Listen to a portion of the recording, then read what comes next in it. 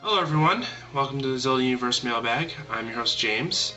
Happy Valentine's Day to everyone. I hope you're enjoying the day. You guys overwhelmed me this week with questions, so it was hard to choose the top 5 for this week. Here they are for you.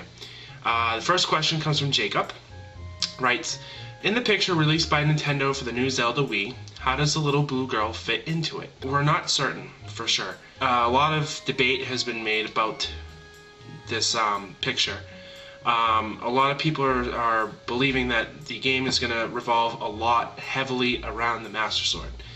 And that the girl that you see in the picture is actually the Master Sword, the actual human version of the sword.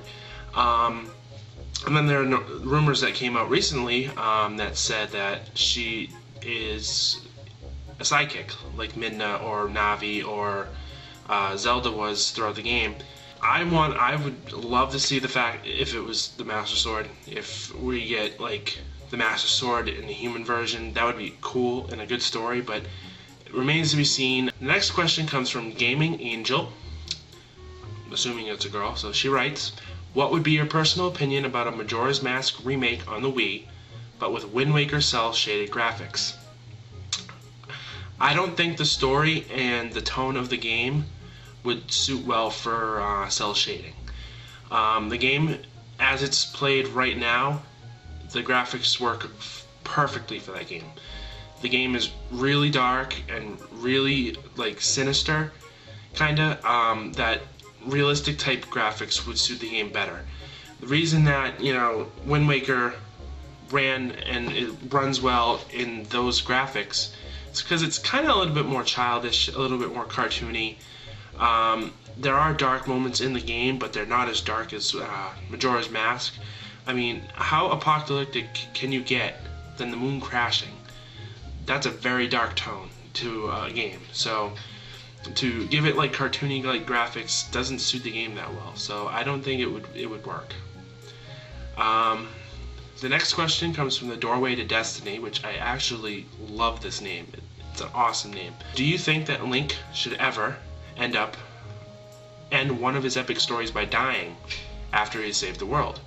Even though I'm all for Link surviving, what do you think it would be like if he died at the end?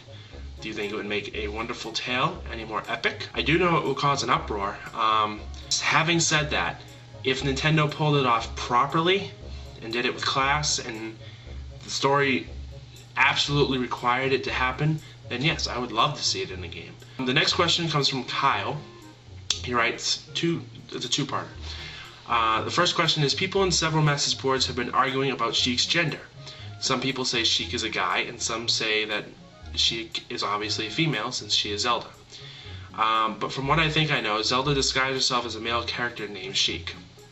Unless Zelda is very, very, very, very magical and was able to change her biological makeup, Sheik is a girl dressed as a guy. The way that I think Zelda was able to hide herself those 7 years, she does have enough magic to hide herself. So she hid the Triforce from Ganon, but she stupidly gave herself up at the end of the game by showing herself to Link.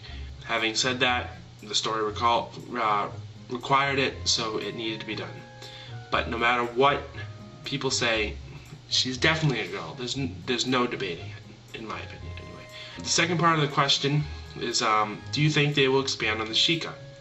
I'm pretty sure that Ocarina of Time mentioned many times in the game that the Sheikah were a dying race and that Impa was the last of the surviving Sheikah. So to expand on that would be very difficult. In order for the Sheikah to actually be relevant in a story, you would have to go far back in the timeline to be even before Ocarina of Time, maybe even the Minish Cap if you think it's the first game of the series. You'd have to keep going back because they're a dying race. You'd have to find them first in order to revolve around them. So I don't see it happening though. The next question comes from Steven Santeri. If I butcher that, I apologize. We've seen it before, a Zelda game remake, so we know it's not impossible. If any Zelda game would be remade right now, what game do you think it would be and why? Maybe the original, or Link to the Past in 3D, or maybe a Wind Waker or Majora's Mask Master Quest. Which do you think would be the coolest? You're out of your mind if you think we need a Majora's Mask Master Quest. That game was hard enough as it was. Do you want it to be even harder? On your other points, A Link to the Past in 3D is more of a dream than a reality, I think. I think it would be great to see in 3D, but on the other hand, I don't think Nintendo wants to ride that horse again. I think A Link to the Past and Legend of Zelda, the original, are both nostalgic enough that they should be left alone in their current format. But that's just me because I'm into nostalgia. I love the old school games, so to see them in 3D would kind of ruin it for me and probably a lot of fans out there. And I know this is the 6th question this week, but I had to include it. The question is, what is your top 5 Zelda games? It's a very simple question, but a very hard one to answer. I can't put them in an order. I just can't. But I will tell you my 5, my reasons, and I will point you to the text version. I actually got a couple of staff members to post their top 5, so that's a good treat. But my 5 are Link's Awakening, Ocarina of Time, Twilight Princess, A Link to the Past, and Majora's Mask. Link's Awakening was the first game I really sat down and played through, so I have to include it. That's just a personal reason. Ocarina of Time I included just because it's Ocarina of Time. It's the best Zelda in the series, next to Twilight Princess in my opinion. Which is why I put Twilight Princess on there, because it's a very epic game. The story works, the gameplay works. The only issue I would change with it is the open field. Could have been either shortened or expanded with towns. A Link to the Past, obviously it's A Link to the Past. It was a really good game. It basically brought all the games that we see nowadays. The formula is the same, it's similar, but then again, we're trying to walk away from that pattern with the newer games, especially the one for the Wii coming out. So, and Majora's Mask I included just because it's a very unique game in the series.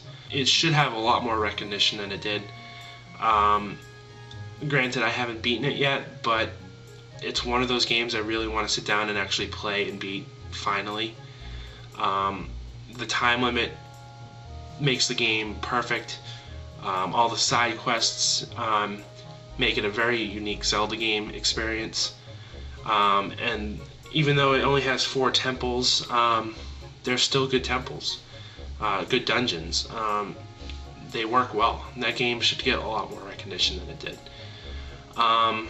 So those are the questions I have for you this week. As always, send in your questions for me to answer. I will post a video of the top 5 of every week.